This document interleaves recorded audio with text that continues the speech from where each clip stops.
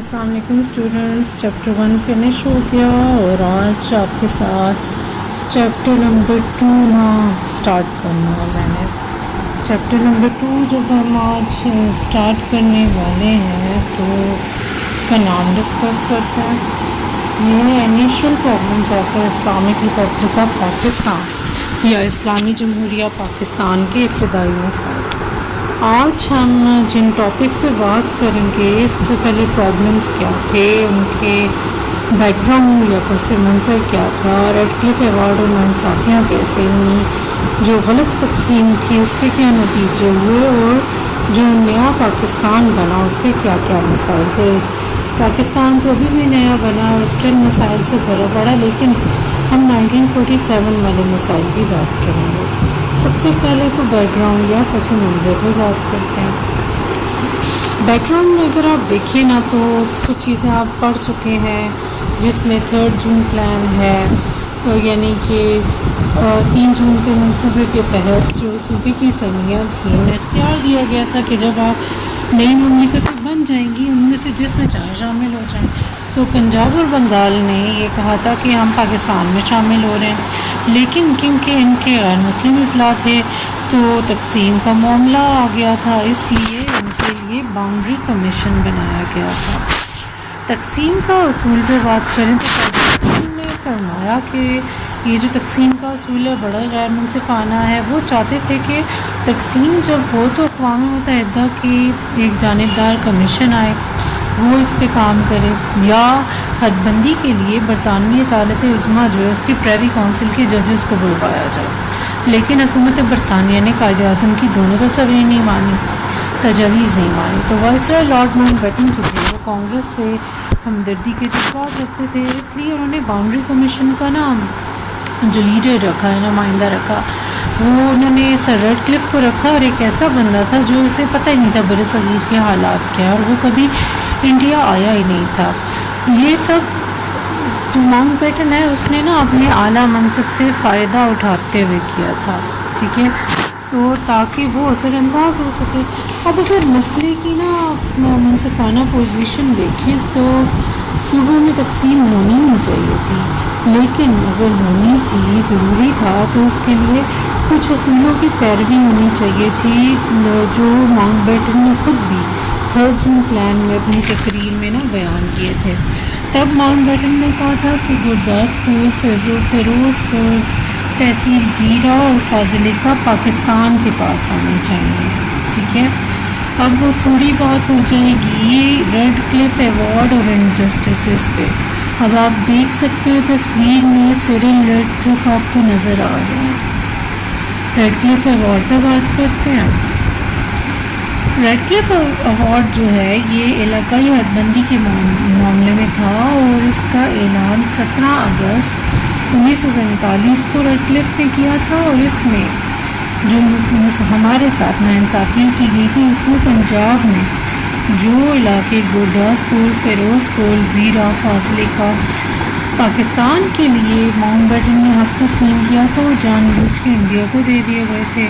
اسی طرح سے مشرقی حصے میں کلکتہ شہر، ضلع مرشد آباد اور ندیا، یہ بھی سارے علاقے انڈیا کو دے دیے گئے، حالانکہ ان کے حق پاکستان کا تھا۔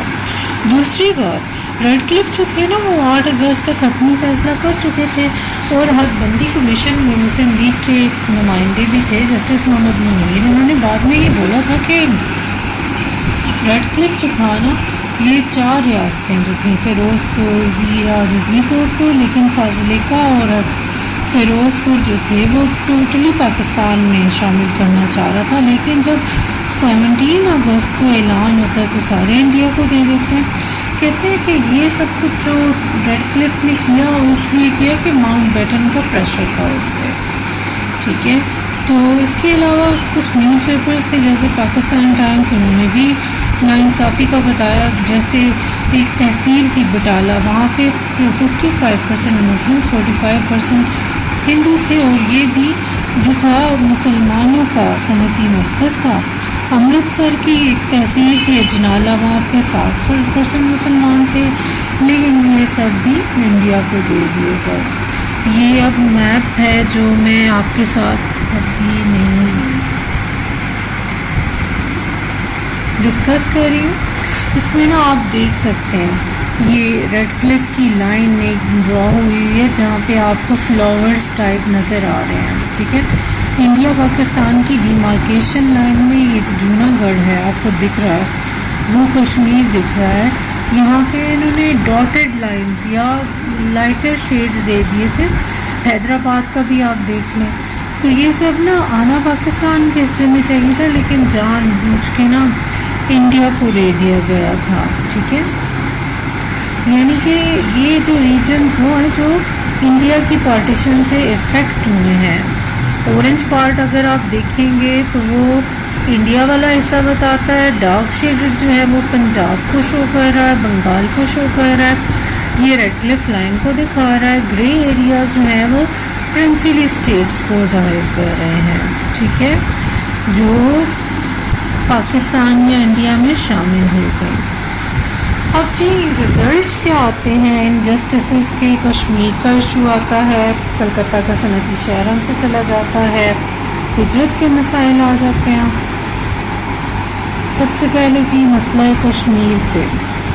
یاران جہاں کہتے ہیں کشمیر ہے جنت, جنت کسی کافر کو ملی ہے نہ ملے گی. یہ ریڈ کلف ایوارڈ بیسیکلی بیس بنا تھا. گرداسپور سے کشمیر کا ڈائریکٹ راستہ جاتا تھا. اگر گرداسپور انڈیا کو نہ دیتے نا تو انڈیا سے کوئی بھی راستہ ڈائریکٹ کشمیر کو جاتا نہیں تھا. اس طرح سے انڈیا کشمیر سے کٹ سکتا تھا, لیکن جب گرداسپور انڈیا کو مل گیا تو ڈائریکٹ انڈیا کو راستہ مل گیا وادی کشمیر میں انٹر ہونے کا, جو پٹھان کوٹ سے ہو کے گزرتا تھا. اس طرح سے نا انڈیا جو ہے وہ انٹر ہو جاتا ہے. دوسرا یہ کلکتہ کی کچھ تصویریں جو میں آپ کے ساتھ شیئر کر رہی ہوں. ایک صنعتی شہر ہے. تو یہ انڈیا کا سب سے بڑا صنعتی شہر تھا جس میں 25% مسلمس اور 60% اچھوت ہندو تھے. لیکن اچھوت جو تھے وہ چاہ رہے تھے کہ یہ پاکستان میں جائے. ریڈ کلف نے اچھوتوں کے جذبات کی بھی پرواہ نہیں کی اور یہ انڈیا کو دے دیا. یہ جی ہجرت ہو رہی ہے. یہ دیکھیں ہجرت جب ہوئی تھی ایک میس موومنٹ تھی. یعنی کہ جب غیر متوقع تقسیم ہوتے تو پنجاب کی وسیع آبادی جو ہے انہیں موو کرنا پڑ جاتا. تو جب نقل مکانی ہوتی ہے تو لوگوں کو قتل و غارت کا بھی سامنا کرنا پڑا. اس کے بعد پاکستان کے لیے پیسے کے لحاظ سے سوشلی بہت پرابلمز ارائز ہوئے تھے. اب ہم اسٹڈی کر رہے ہیں problems of the new born state of Pakistan, یا جو نیا پاکستان بنتا ہے اس کے نا کیا مسائل تھے. اس میں سب سے پہلے انتظامی ایڈمنسٹریٹو مسائل آتے ہیں, مہاجرین کی آباد کاری آتی ہے, اثاثوں کی تقسیم کے مسائل آ جاتے ہیں. اور آگے جائیں گے تو نہری پانی کا مسئلہ آتا ہے, ریاستوں کے الحاق کے مسئلے آتے ہیں. سب سے پہلے تو ایڈمنسٹریٹو پرابلمز پہ ہم نا بات کرتے ہیں. ٹھیک ہے. سب سے پہلے تو دیکھیں گورنمنٹ فنکشنریز یا انتظامی مسائل میں پاکستان کو سنگین مسائل کا سامنا تھا, کیونکہ زیادہ تر ہمارے جو ملازم تھے وہ تو ہندو تھے جو انڈیا چلے گئے تھے. اس کے بعد جب حکومت کا کام چلانا تھا تو غیر تربیت یافتہ لوگ تھے ہمارے پاس, تجربہ کار مسلمان تو ہے نہیں ہے, اس لیے ہمیں برٹش آفیسرز کو بھرتی کرنا پڑا تھا. ہمارے فوج کا سربراہ بھی پہلا فیلڈ مارشل آچنلیک ایک برٹشر تھا. اسی لیے جب قائد اعظم نے نا ان کو کہا تھا کہ آپ نے کشمیر میں فورسز انٹر کرنی ہے تو اس نے قائد اعظم کی بات نہیں مانی تھی. اس کے علاوہ ہمارے گورنرز اور سیکٹریز بھی برٹش تھے. اب یہ غیر پاکستانی افسران ہیں, ان کی وجہ سے بھی مسئلے آتے ہیں. تو آزادی کے بعد فوراً سے کراچی کو دارالحکومت بناتے ہیں. جب ریاست کا وہ کیپٹل بنتا ہے تو پین پینسل جیسی کوئی سہولتیں نہیں تھیں. فوجی بارکوں اور خیموں میں ابتدائی دفتر بنائے جاتے ہیں. بھارتی حکومت جو ہے پاکستان کے حصے میں جو آنے والا ساز و سامان تھا وہ بھی نہیں دیتی.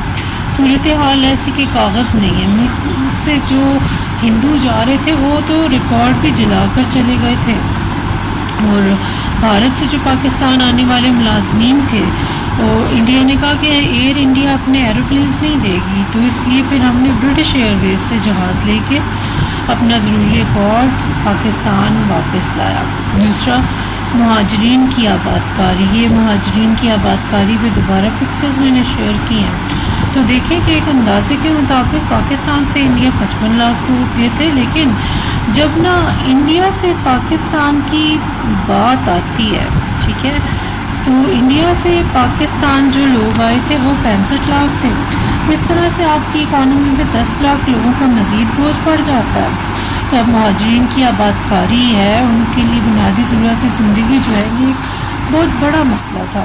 قائد اعظم نے اس کے لیے ریفیوجی ریلیف فنڈ بنایا، اور اس طرح سے قائد اعظم کی ذاتی دلچسپی اور لوگوں کے اس میں ڈھیر سارے عطیات دینے سے یہ مسئلہ بہت جلدی حل ہو گیا. یہ جی ریزیون آف ایسٹس پہ بات ہو تو یہ اس وقت میں ریزرو بینک آف انڈیا ہے، جو متحدہ ہندوستان کا ایک بینک ہوتا تھا. یہ جو ریزرو بینک آف انڈیا ہے، اس میں اثاثوں کی تقسیم کا مسئلہ آ گیا. ٹوٹل اس وقت میں جو کرنسی ریزروز تھے وہ 4 بلین تھے، اور معاہدے کے تحت پاکستان کو 1 ارب روپیہ ملنا تھا. لیکن انڈیا نے کہا میں تو 75 کروڑ دوں گا. جب دینے کی بار آئی تو 50 کروڑ دیے، اور بعد میں بھی جب ہمیں پیسے نہیں دیے گئے، 20 کروڑ تو ہمیں اس لیے ملے کہ گاندھی جی نے اپواس کر دیا تھا. 5 کروڑ روپیہ آج بھی انڈیا کا ہم پہ ڈیو ہے، جو انڈیا نے ہمیں نہیں دیا تھا. اس کے علاوہ متحدہ ہندوستان کے جو قرضے تھے ان کا بھی 20% انہوں نے پاکستان کو ڈال دیا. بعض اہلکار جب جا رہے تھے تو انہوں نے وکیلوں کا ریکارڈ اور فیکٹری، فوجی سامان کے سارے پرزے ہی نکال لیے. ہسپتالوں میں جو مریضوں کے لیے علاج ہونا تھا، استعمال ہونے والی مشینری تھی، وہ بھی تباہ و برباد کر کے چلے گئے. تو اس طرح سے پاکستان کو ناقابل تلافی نقصان پہنچا. اب نا ہم تھوڑی بات کریں گے فوجی اثاثات پہ، لیکن اس سے پہلے ہم بات کریں گے آپ کی اسٹرینتھس اور ویکنیسز پہ، آپ کو کیا اپرچونیٹیز ہیں اور کیا تھریٹس ہیں. یہ نا آپ خود آپ غور کیجیے گا کہ آپ کی بگیسٹ اسٹرینتھ کیا ہے، ویکنیس کیا ہے، آپ کے پاس کیا کیا اپرچونیٹیز ہیں، اور ان اپرچونیٹیز کے آپ کو کیا کیا نقصانات بھی ہیں. یہ دیکھیں آپ کے ساتھ نا ابھی، کیونکہ میں نے ڈسکس کرنا ہے نہری پانی کا مسئلہ یا ریور واٹر ایشو، تو اس میں دیکھیں جو مین ریورز ہیں، دریائے سندھ، انڈس، جیلم، چناب، راوی، بیاس اور ستلج. راوی، بیاس اور ستلج جو ہیں وہ انڈیا کو ملے ہیں، تو ان کی ڈیمارکیشن دیکھ لیں. انڈس پہ آپ دیکھیں گے تو وہ ایبٹ آباد سے آگے ہوتا ہوا، پھر آگے اسلام آباد سے آگے جیلم سے ہوتا ہوا پھر چناب کی طرف موو کرتا ہے. اچھا ذرا اس پہ بات کریں تو برطانوی دور حکومت جو تھا نا، اس میں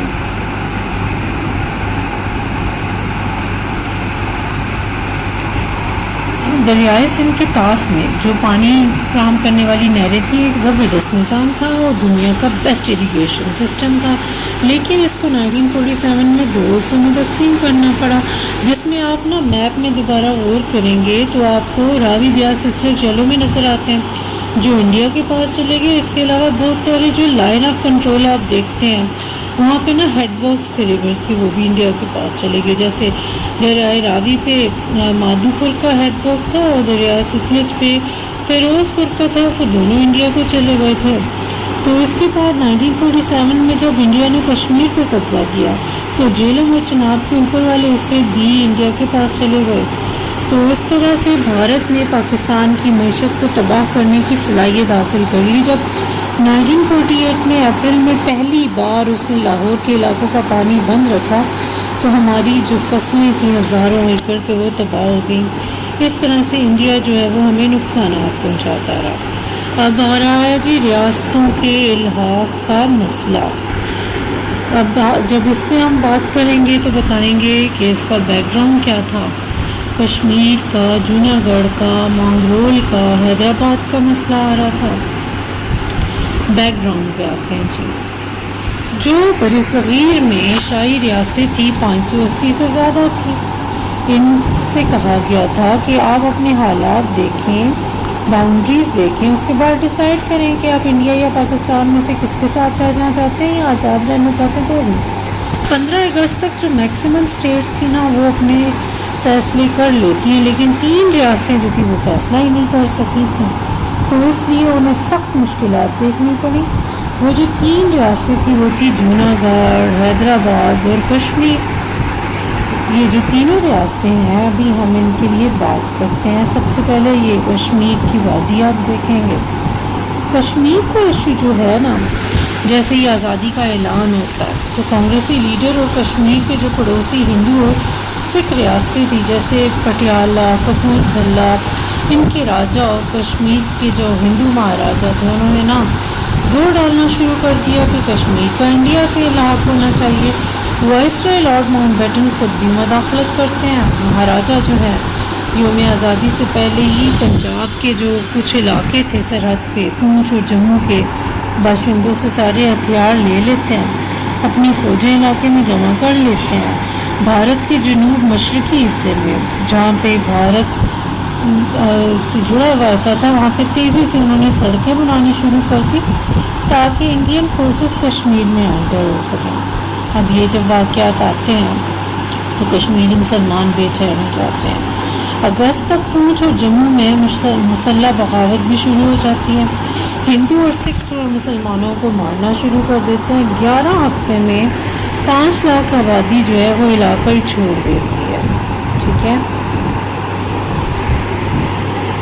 اس وقت میں تحریک آزادی کشمیر کے پاس اسلحہ کی کمی تھی، اس لیے قبائلی علاقے اور صوبہ سرحد سے اسلحہ لانے کے لیے نا وہ چلے گئے تھے۔ جب اس علاقے میں مسلمانوں پہ یہ خبریں آتی ہیں مہاراجا نے کشمیریوں پہ ظلم و ستم کیے، تو بہادر قبائلی کشمیریوں کی مدد کے لیے اسلحہ لے کے کشمیر جاتے ہیں۔ جب یہ خبر دہلی جاتی ہے تو انگریز گورنر جنرل اور بھارت کے لیڈر جو ہیں مہاراجا کشمیر سے کہتے ہیں زبردستی دستخط کرو آپ کہ یہ انڈیا کا حصہ ہے، تو اس نے دستخط کر لیے۔ اس طرح سے ایک بڑا حصہ کشمیر میں چلا جاتا ہے، کشمیر کا انڈیا کے پاس چلا جاتا ہے۔ اب مہاجرین جو ہیں وہ پاکستان آ گئے۔